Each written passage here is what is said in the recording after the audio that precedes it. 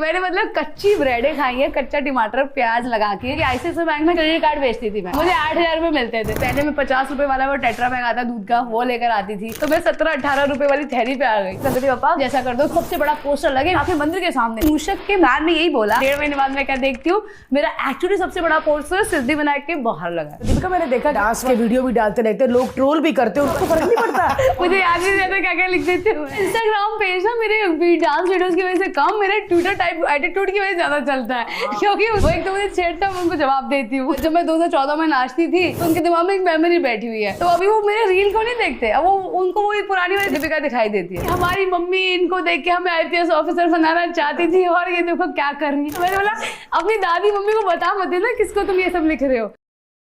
Welcome to LOL podcast. और आज हम इतने एक्साइटेड हैं क्योंकि भारती सिंह से मिलने आई है दीपिका सिंह। ये बढ़िया था। कैसी हो दीपिका? बहुत खुश हूँ मैं आपसे मिलके, इतने सालों बाद हम मिल रहे हैं। और अभी खैर जान जमाने में पिछले साल मिले थे, और हमेशा मुझे एक वार्म फील होती है आपसे मिलके।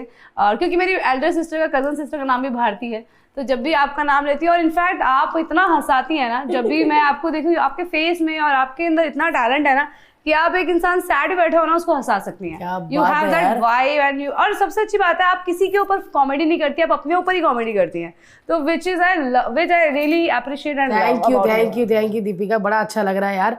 और मेरे एक बार कहने पे दीपिका आ गई, और दीपिका टचवुड कई सालों से काम कर रही है और अभी भी कर रही है। इतना अच्छा लगता है ना कि बेबी भी है घर में, और घर की जिम्मेदारियां और बाहर की जिम्मेदारियां बाखूबी निभा रही हैं। और डेली सोप करना अपने आप में बहुत डिफिकल्ट जॉब है यार, रोज रोज रोज, और वो भी सालों साल।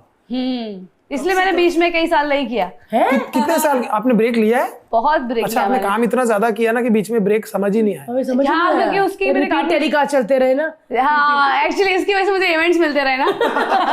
तो मैं इवेंट से पैसे कमा रही थी, एड से कमा रही थी। सच्ची ब्रेक लिया था? बहुत लिया मैंने तो। इनफैक्ट 2016 के बाद मैंने नहीं किया। फिर एक हलाला करके एक वेब सीरीज शुरू की, वो की थी थोड़ी सी। फिर कवच महाशिवरात्रि किया था, वो भी 45 एपिसोड्स का ही था। तो मुझे लगा कि एक बार फाइनाइट सीरीज बेटर है, वो करके देखती हूँ। और मेरे पास ओडिसी डांस भी है, वो फुल फ्लेज्ड उसमें भी बिजी रहती थी। मतलब 3 to 4 आवर्स तो मेरी मतलब एग्जाम्स भी दे रही थी उसके। तो मेरे पास माइंड को बिजी करने के लिए काम था। लोगों का, प्रोड्यूसर का पैसा लगा होता है, चैनल का लगा होता है, तो मैं भी उनमें से हूँ कि मेरे से ना मना नहीं किया जाता। हाँ। कि अगर आपका कल शूट है और सुबह पता चला कोई बीमार है, आप बीमार, मना नहीं होता ना। वो कैसे मैनेज करेंगे?